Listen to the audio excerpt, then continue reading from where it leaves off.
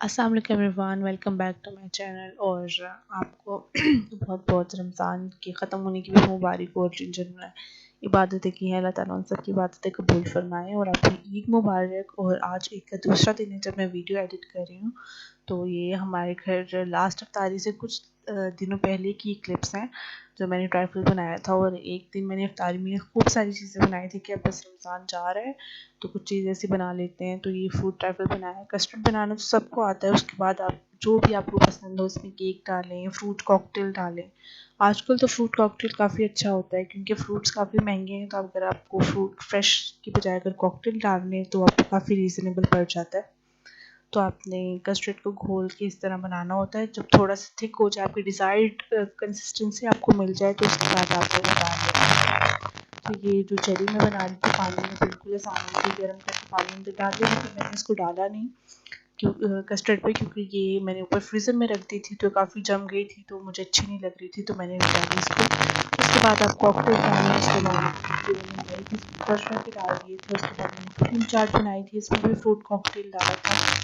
एक किया था उसके बाद उसमें डाल दिया था, ये चना चाट बनाई थी क्योंकि हमने रमज़ान में हर दिन चना चाट ये चीज़ें बनाई थी। शुरू में बनाई और फिर दरमियान में छोड़ के फिर हमने लास्ट में बनाई थी। और इतनी मज़े की ये चीज़ें बनी थी क्योंकि अगर आप ट्राई करेंगे तो आपको पता चलेगा कि कैसी चीज़ें हैं ये। काफ़ी दिनों से इसलिए भी मैंने वॉइस ओवर नहीं किया किसी वीडियो के लिए क्योंकि जो मेरा माइक है वो ख़राब हुआ हुआ है और जो न्यू माइक है वो सिस्टम के साथ एडजस्ट नहीं हो रहा। तो ये सहरी में मैं बना रही थी अंडे और प्याज, इनका भी सालन जो है वो अगर कोई दूसरा सालन ना हो तो हम लोग ये बनाते हैं। और ये कस्टर्ड है, इसके ऊपर फिर मैंने मैरी बिस्किट और ये फ्रूट कॉकटेल के अंदर से ही 2 चेरीज़ निकली थी तो मैंने इसके ऊपर लगा दी जो कि बड़ी खूबसूरत लग रही थी। और ये ठंडी मीठी हमारी जो है वो अफ्तारी थी। और ऐसा होता है कि इफ्तारी में इतना कुछ खाया नहीं जाता क्योंकि जब आपने पानी पी लिया होता है, बहुत ज़्यादा खजूरें खा ली होती हैं या फिर आपने तरबूज या फ्रूट्स वगैरह खा लिए होते हैं तो फिर आपको रोटी खाने का इतना दिल नहीं करता। तो हमारे घर में इफ्तार में तो हम लोग ज़्यादा लोग हैं लेकिन फिर भी 2 या 3 रोटियाँ बनती थी, उसमें से भी 1 या आधी रोटी बच ही जाती थी क्योंकि हम लोग इतनी रोटी खा नहीं रहे थे इफ्तार के टाइम पे। और उसके बाद मैंने ले ली थी ईद के कपड़े, कपड़ों के लिए मैंने मैचिंग उनके साथ कोई दुपट्टा करना था। और मेरी अम्मी की भी एक शलवार लेने वाली थी और मैंने भी 2 लेनी थी, लेकिन मैंने स्टिच शलवार ही ली जो मुझे काफ़ी रीज़नेबल प्राइस में मिल गई थी। ये हम लोग कमर्शियल मार्केट गए थे और यहाँ पे आपको हर चीज़ मिल जाएगी। जिस तरह मैं आपको अक्सर कहती होती हूँ ना, आपको मरकज़ जाए तो शाहीन से हर चीज़ मिल जाती है, तो यहाँ पे आपको हर चीज़, अगर आपको बार्गेनिंग करवानी आती है ना तो आपको हर चीज़ बहुत ही अच्छी और सस्ती मिल जाएगी। बैग्स होते हैं ये आपको ऑनलाइन भी मिल जाते हैं लेकिन वो उसमें आप बार्गेनिंग नहीं कर सकते और आपको डिलीवरी चार्जेस भी देने होते हैं। तो अगर आप एक दफ़ा बाहर निकल रहे हैं तो अच्छी तरह से आप देख लें और चीज़ें बना कर लेकर आएँ जो आपको अच्छी लगती है। और ये झुमके इतने प्यारे थे और मुझे तो सारे ही खूबसूरत लग रहे थे कि मेरे कज़िन्स की शादियाँ आएँगी इंशाल्लाह आगे तो मैं लाज़मी लूँगी। और ये चूड़ियाँ इतनी खूबसूरत थी, मैं मतलब दिल कर रहा था लूँ, लेकिन घर में इतने काम करने होते हैं ईद वाले दिन तो चूड़ियाँ पहन के पूरा काम करना पॉसिबल नहीं होता।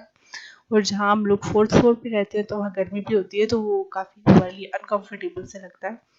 तो आगे आप देखते रहेंगे क्लिप्स में बहुत सी ऐसी चीज़ें हैं। मैंने कुछ ली थी, मैंने शलवारें ली थी और अम्मी के लिए कपड़ा लिया था क्योंकि वो अगर उनको खुद की कुछ डिज़ाइन करके बनाना चाहती थी तो वो आप बना लेते हैं। आपको अगर स्टिचिंग आती है तो आप लोग अनस्टिच कपड़ा, खुला कपड़ा ले लें, फिर उसको आप उसकी खुद ही स्टिचिंग कर लें तो ज़्यादा बेहतर होता है। और यहाँ पे आपको हर चीज़ मिल जाएगी। अच्छा, ज्वेलरी यहाँ पे काफ़ी खूबसूरत होती है और अगर आपने लेनी है 300-400 में काफ़ी अच्छे आपको झुमके मिल जाते हैं। तो सारी चीज़ें आपको यहाँ से आसानी से मिल जाती हैं।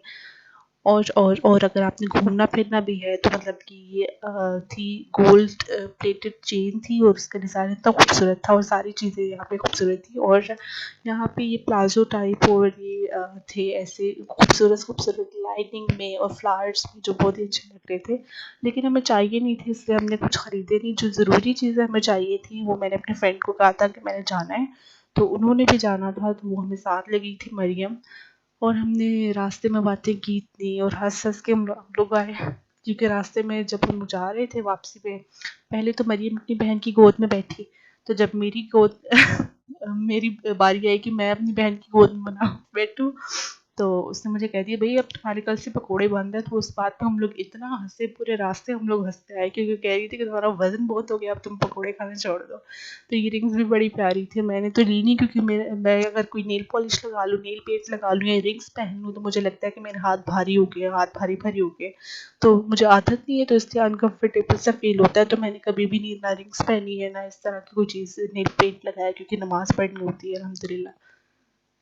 अगर किसी को, मुझे लगता है, शॉपिंग ईद के लिए या फिर शादियों के लिए भी करनी है, तो यहाँ से बेहतर कोई जगह नहीं है, क्योंकि आसानी से आप मेट्रो से आ जाएँ और यहाँ से आप जो चीज़ आपको पसंद आए वो ले लें। और ईद के दिनों में तो ये काफ़ी स्टबर्न से हुए होते हैं, पिटाई का मुज़ाहरा करते हैं देने वाले, क्योंकि उन्होंने भी ईद पे ही कमाना होता है अच्छा। तो वो कहती है रेट बिल्कुल भी ₹1 नहीं नीचे करते, लेकिन अगर ईद के अलावा अगर आप आएँगे तो ये लोग काफ़ी आपको अच्छा डिस्काउंट कर देते हैं, अगर आप इनके रेगुलर कस्टमर हो। तो ये बड़ी प्यारी-प्यारी चीज़ें थी, हम लोग ले नहीं रहे थे, लेकिन हम लोग इनको देख लाज़मी सकते थे। और मुझे यहाँ पे एक और ब्लॉगर मिली थी, लाइव विद नाज़, उनका मुझे कंफर्म नहीं है कि कौन-सा चैनल है। काफ़ी लाइव विद नाज़ के चैनल है, तो वो भी मुझे वहाँ मिली थी। और जब हम लोग जा रहे थे तो काफ़ी रश था, और वापसी पे भी काफ़ी रश था, तो हम लोग बेक पैन फिर आए, फिर हम लोगों ने आइसक्रीम ली। और यहाँ पे ईद के लिए केक्स उन्होंने बनाए हुए थे, जो कि बहुत ही खूबसूरत थे। हम लोग यहाँ से इतने केक्स वगैरह नहीं लेते, लेकिन रोज़ हमारा कभी आना जाना हो जाता है इधर, तो हमारे घर के बिल्कुल सामने है बेक पैन, यहाँ के केक्स।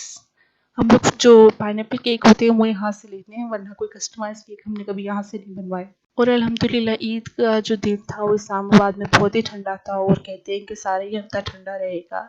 तो ईद के दिन तो इस्लामाबाद में बहुत ही खूबसूरत नज़ारे थे, जिसका मैं, अगर कोई इस्लामाबाद में रहता है तो उसको ही पता है।